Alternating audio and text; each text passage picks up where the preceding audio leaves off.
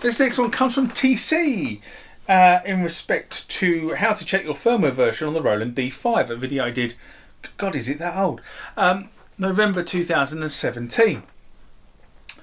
TC writes, my D-05, that's a Roland D-05, which is the boutique version of the D50, started having issues. Sounds are distorted, missing, delayed, playing after pressing a keynote, or incorrect patch being played. Some are okay. I did perform a factory reset twice. FW version 1.06 sub 1.01 seems to be only the main output. Listening through headphones is normal. Very interesting. Well, the problem is I have never experienced that. I've been using the D-05 for 3 years, and I haven't experienced the issues that you're describing. So it's kind of a bit interesting what you are describing. But my first move would have been to do a factory reset. You said you've done a factory reset, so you already tried that. So on this one, I'll throw it out to the community because I have absolutely no idea what's going on in your D-05. But I think the first thing with any of these boutique instruments is as soon as they start to play up, factory reset. You are going to lose patches if you store patches on them, but still do a factory reset. Honestly, I find the software driven stuff, if it starts to play up, the easiest way to deal with it is just do a factory reset, and it tends to clear 99% of the issues that you guys write to me about. Remember, like, comment, subscribe to the channel. Go over to Instagram and follow me there. Go over to Facebook, follow me there. That's where the normal notices are. And consider becoming a Patreon.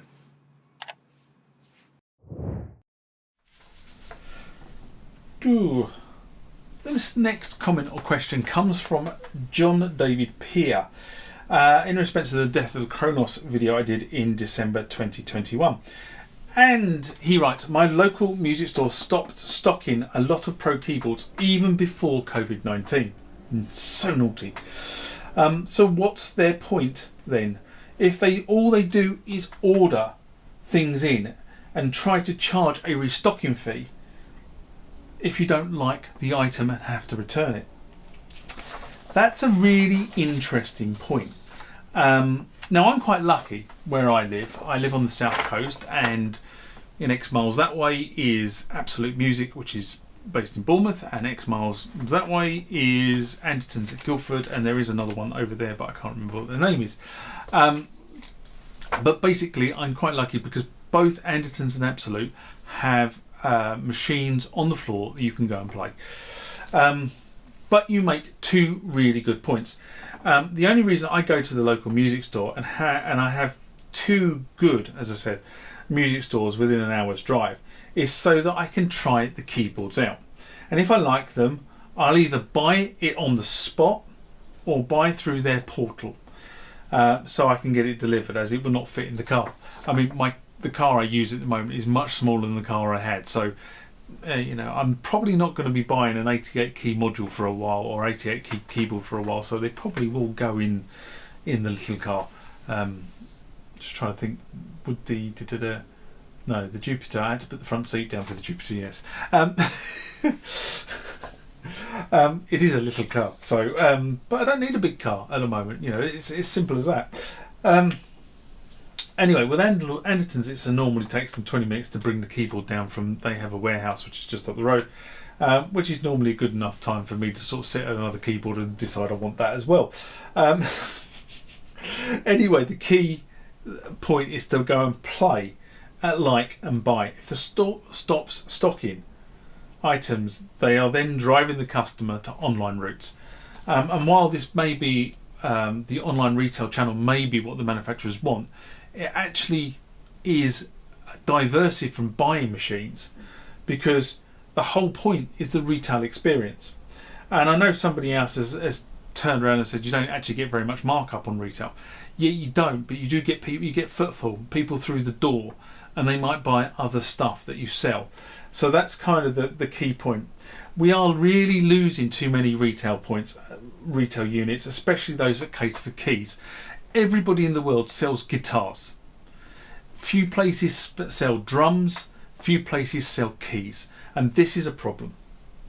When I was growing up, there were at least 12 shops within a reasonable travelling distance from the house where I lived. Now I can honestly say I don't think there's even one within distance of where I live, especially the specialist ones, the synthesizer shops.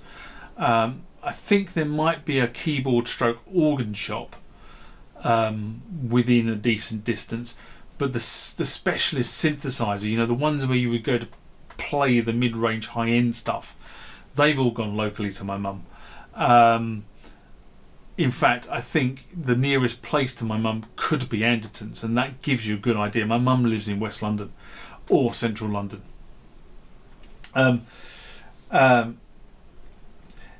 Also, if a retailer is asking you to pay a restocking fee, that tells me that the retailer's agreement with the manufacturer is not on good terms, because they are probably having to pay the manufacturer to send the unit back to the warehouse if you don't like it. I expect that reason is the retailer's not restocking the item because the manufacturer will not extend them credit. Large retailers work on consignment stock, and basically on a consignment they can have the unit in their warehouse, but they do not have title to the unit until they sell it, at which point title is transferred, and it all becomes a seamless transaction. The manufacturer transfers title to the retailer transfers title to you, you pay the retailer pays the manufacturer. It's kind of a multi-way transaction, but it all happens literally seamlessly at the same time. Which probably explains why, if they have to restock, there are consequences if you return the item. Unless it is geographically difficult to get to a retail outlet, we should support retail outlets. That's my personal opinion. If you live in the wilds of nowhere, and I do have a guy who corresponds with me who lives up in one of the islands around Scotland, where it is pretty physically impossible for him to get to a music store on a regular basis because it involves ferries and lots of road journeys. But he does make a trip down to Glasgow, I think it is, on a fairly regular basis, twice a year, to go to a music shop to play stuff, to decide whether he wants it or not, and then he gets it delivered.